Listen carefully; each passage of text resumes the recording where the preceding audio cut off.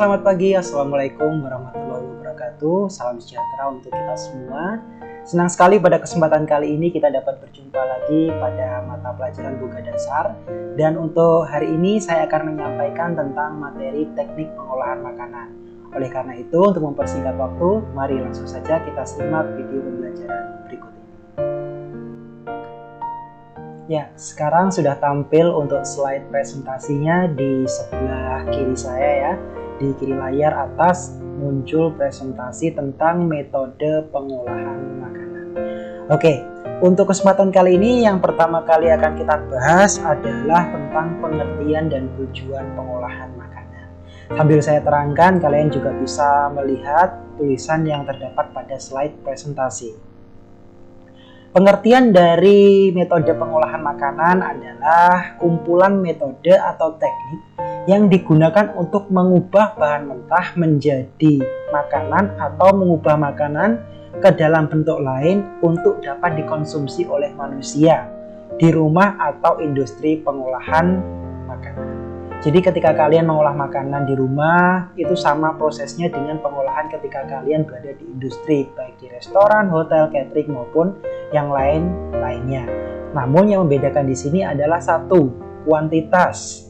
Kuantitasnya besar atau kecil. Kemudian dari ketersediaan perlengkapannya, lebih lengkap atau kurang lengkap. Jadi yang membedakan hanya dari segi kuantitas dan kualitasnya saja. Kemudian untuk tujuan pengolahan makanan, di sini saya merangkum ada 5 tujuan dari pengolahan makanan, yaitu yang pertama adalah mempermudah pencernaan. Sebagaimana kita tahu bahwa makanan yang sudah dimasak itu akan lebih mudah dicerna oleh tubuh kita, sehingga akan membuat kita menjadi lebih sehat tentunya, karena pencernaan kita menjadi lancar. Kemudian yang kedua, bebas dari bibit penyakit. Tentu ketika kita melakukan proses pemanasan akan terjadi yang namanya pembunuh bakteri, kemudian kuman-kuman, kemudian patogen-patogen yang terdapat pada bahan makanan mentah, sehingga ketika kita mengkonsumsinya tidak akan ada lagi bakteri untuk tubuh kita. Yang ketiga, menambah rasa. Karena biasanya kalau kita mengolah makanan itu dengan penambahan aneka herb and spices atau bumbu yang nanti akan meningkatkan cita rasa dari bahan makanan yang kita masak. Lalu yang keempat adalah meningkatkan wujud dari makanan yang akan dimasak. Ya. Jadi salah satu proses pemasakan adalah pemanasan dan juga pematangan. Otomatis dari proses tersebut akan mengubah dari makanan yang mentah yang mungkin penampilannya kurang menarik untuk kita, tapi setelah dimasak akan menggugah selera kita dan akan membuat nafsu makan kita menjadi lebih baik. Lalu yang kelima adalah meningkatkan penampilan makanan tersebut. Tadi sudah sama untuk poinnya kurang lebih seperti dengan nomor 4 ya, yaitu memberikan sensasi atau kesan yang lebih menarik dari makanan yang sudah diolah.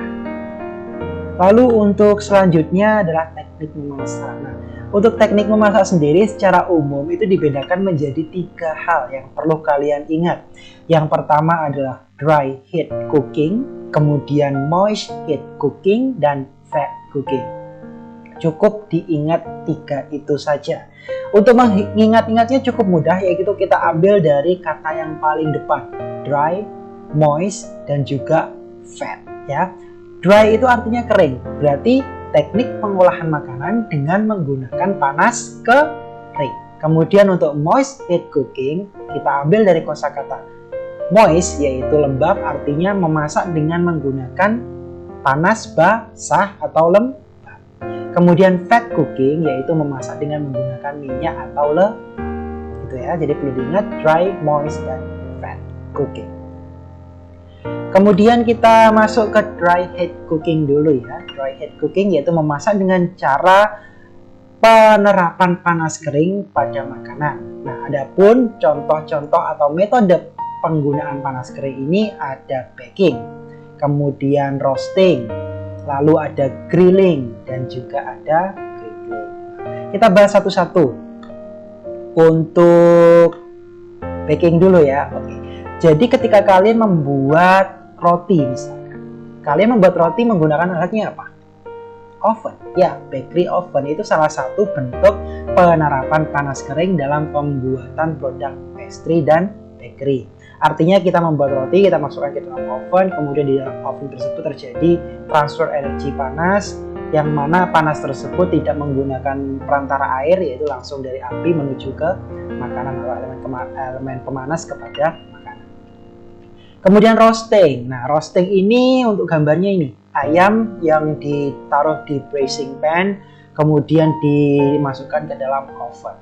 Nah, roasting ini biasanya digunakan untuk produk-produk daging ya, bisa poultry, bisa daging sapi, lamb, dan lain sebagainya. Nah, biasanya nanti ketika kita melakukan teknik roasting ini akan muncul yang namanya gravy. Gravy itu adalah cairan lemak yang keluar dari si bahan makanan yang kita masak, khususnya untuk bahan makanan hewani ya. Nah, nanti untuk gravy-nya itu akan jatuh ke tray atau braising pan yang ada di bawahnya. Dan gravy itu jangan dibuang, biasanya untuk dapur profesional digunakan untuk bahan pembuat saus atau gravy sauce. Bisa untuk yang namanya brown sauce atau demi glaze dan lain sebagainya. Kemudian grilling. Nah, grilling ini yaitu memasak dengan menggunakan panas kering, dan biasanya digunakan untuk makanan-makanan yang bisa dikatakan hewani ya, contohnya seperti ini. Nah, jadi ada bara api di bawahnya, kemudian ada kayak grilling atau apa namanya ini ya, besi-besi gitu ya, kemudian di atasnya ada bahan makanannya untuk dimasak, jadi langsung berkenaan dengan apinya.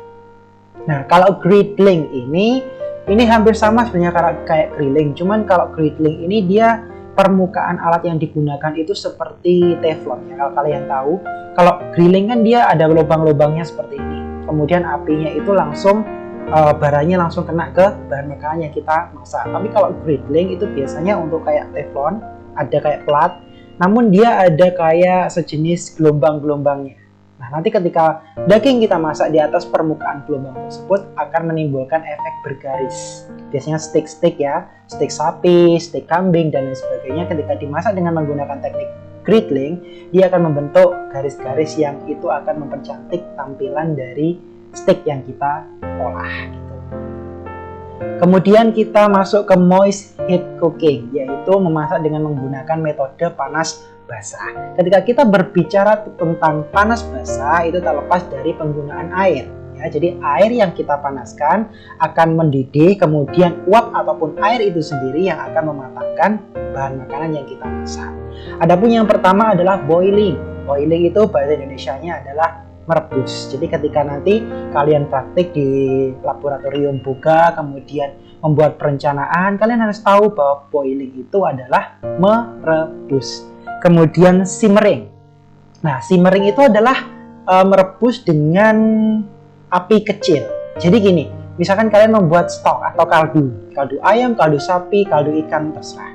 Nah, nanti kalian mendidihkan dulu tuh airnya sampai mendidih, kemudian apinya dikecilkan, kemudian dimasak terus sampai sekian lama, mungkin bisa 2 jam, 3 jam, sampai benar-benar ekstrak dari daging ataupun sayuran yang kita olah menjadi kaldu, merpois garninya, itu akan benar-benar meresap ke dalam cairan.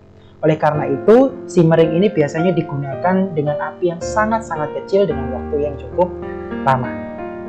Kemudian steaming. Nomor 3, steaming ini bahasa Indonesianya adalah mengukus. Jadi menggunakan penerapan uap panas dalam mematangkan bahan makanan. Jadi misalkan kalian mendidihkan air, kemudian di atasnya dikasih semacam tempat untuk menaruh makanan, kemudian makanannya akan matang sendiri dengan adanya uap panas dari bawah air yang mendidih.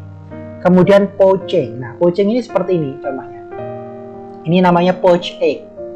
Jadi misalkan kita punya telur, kemudian kita masak dengan menggunakan teknik poach, yaitu air ditambah garam ditambah cuka ya. Jadi nanti ketika kalian contohnya memasak poached egg, itu kuning telurnya akan otomatis terbungkus oleh putih telur walaupun nanti kalian pecahkan dari cangkangnya secara mentah. Kenapa? Ya karena itu tadi ada penambahan garam dan juga cuka yang akan membuat permukaan kuning telur ditutupi oleh permukaan putih telur. Kemudian braising. Nah, braising ini yang seperti ini. Jadi kita memasak dengan cairan yang cukup sedikit, kemudian nanti dimasak dengan beberapa waktu yang agak lama, kemudian nanti akan menyusut cairannya dan itu bisa langsung digunakan untuk kuahnya, kuah yang kental gitu ya, braising. Nah, stewing ini hampir sama ya dengan braising, cuman yang membedakan kalau untuk braising ini potongan daging atau bahan makanan yang dimasak itu cukup besar. Kalau stewing itu biasanya lebih kecil atau menyetup biasanya. Kemudian blanching. Nah, blanching ini digunakan untuk kalian yang mau memasak cepat. Contohnya, saya ingin memasak sayuran untuk steak. Ada buncis, ada wortel, dan lain sebagainya gitu ya.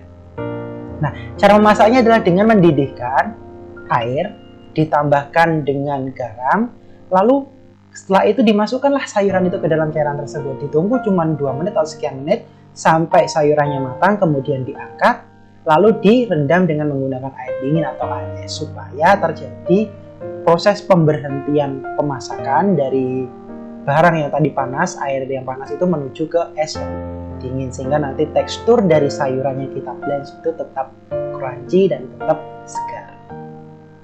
Kemudian au bain marie. Nah, au bain marie ini bahasa Indonesia adalah mengetik. Contohnya apa yang ditik?